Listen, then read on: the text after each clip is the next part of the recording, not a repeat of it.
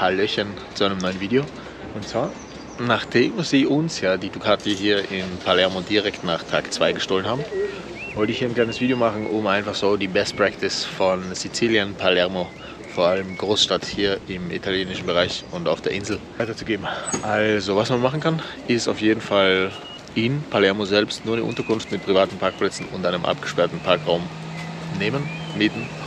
Dann kann sowas auf keinen Fall passieren, sollte es nicht, aber wie wir gehört haben, es sind ja sogar die Taschen von einer BMW GS runtergestohlen worden, während der Kerl in der Straße geparkt hat. Also trotzdem vorsichtig sein, würde ich sagen, und am besten vielleicht die ganzen Koffer abmontieren im Hotel. Auch ein verrückter Plan. Was die Einheimischen jetzt so machen in der Großstadt, also wir haben gestern noch gehört, genau, Palermo ist einfach ein Dschungel, da kann man nichts machen. Und da geht es auch zu wie im Dschungel. Sie haben uns auch gesagt, wir können froh sein, dass keiner neben uns gekommen ist und uns die Knarre an den Kopf gehalten hat und gesagt hat, steig ab von deinem Moped, wir fahren jetzt weiter. Sondern es einfach über Nacht gestohlen worden ist. Also, Amen. Danke dafür. Verrückt, aber ja, deshalb fahren wir auch weiter auf Urlaub und sind weiter hier, weil wir einfach sagen, think positive, man macht das Beste, was man daraus machen kann. Wir haben so hier ein bisschen die Kriegs- und die Reisekasse belastet, indem wir gesagt haben, wir holen uns auch noch ein Leihmotorrad. Aber ja, that's how it goes. Was will man machen? Rumheulen und einfach zu Hause sitzen und nach Hause fliegen und sich denken, scheiße, ich habe Urlaub. Aber ich bin nicht in Sizilien auf dem Motorrad. Nein, wir sind in Sizilien und wir sind auf dem Motorrad. Alles nach Plan. Was die Leute sagen, was definitiv ein bisschen zur Abschreckung helfen soll, ist ein Schloss und eine Kette.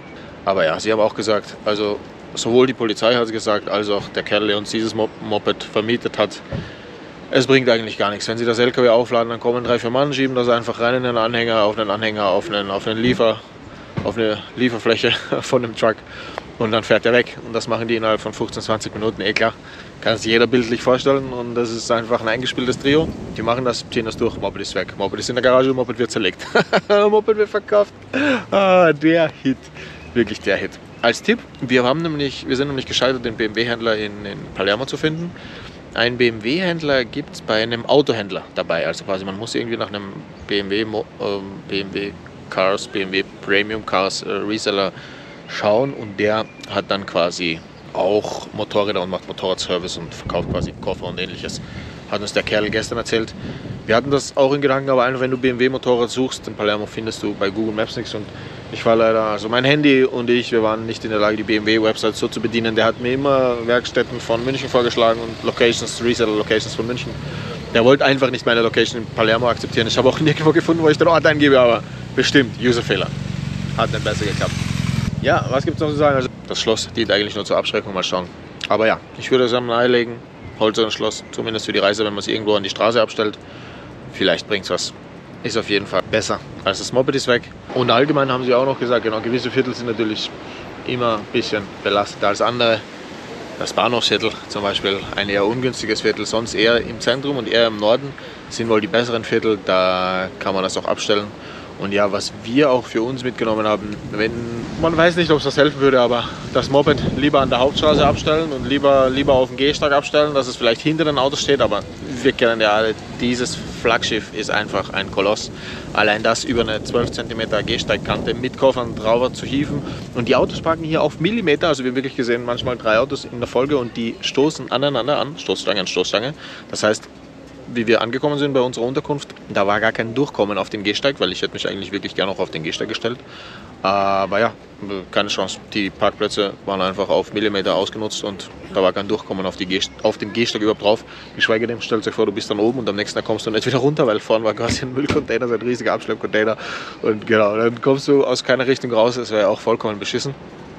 Ja, also ist der Plan. Deshalb meine Reisetipps für Sizilien hier nochmal zusammengefasst. Holt euch auf jeden Fall in Palermo eine Unterkunft mit abgesperrtem Parkplatz, egal wie viel es kostet.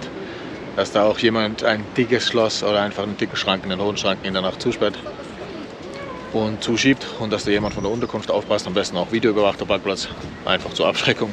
Und holt euch ein Schloss, was auch immer, hängt es dran, vielleicht bringt es irgendwas.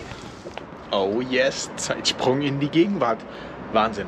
Ich meine, was wäre so ein Video, wenn wir nicht 3 Themen erwähnen könnten, also 3 Tipps für die Reise nach Sizilien. Wäre doch beschissen, einfach nur 2 Tipps zu haben und es gibt tatsächlich noch einen dritten. Und wer hätte sich gedacht, dass sich das von damals zu heute so entwickelt? So viele Probefahrten in der Zwischenzeit. Ich habe jetzt eine KTM 1290 Super Adventure S. Mega geiler Bock. Überlege mir schon, ob ich Adventure-Reifen drauf mache oder nicht. Aber ja, back to topic. Und zwar, Nummer 3 ist, besorgt euch vielleicht einen GPS-Tracker oder einen AirTag. Wir haben tatsächlich bei der Rückreise am Flughafen noch eine Dame getroffen, die bei uns seit über 10 Jahren in Sizilien, die haben insgesamt schon 3-mal Motorräder gestohlen.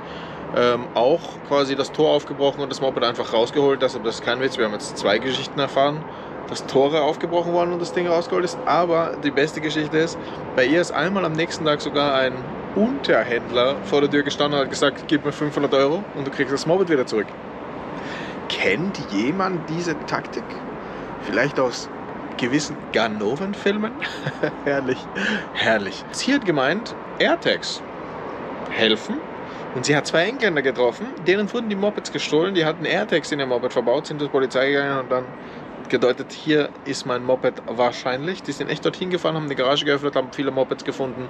Und auch die 2 der Engländer. Deshalb, ich persönlich habe ein Android-Phone.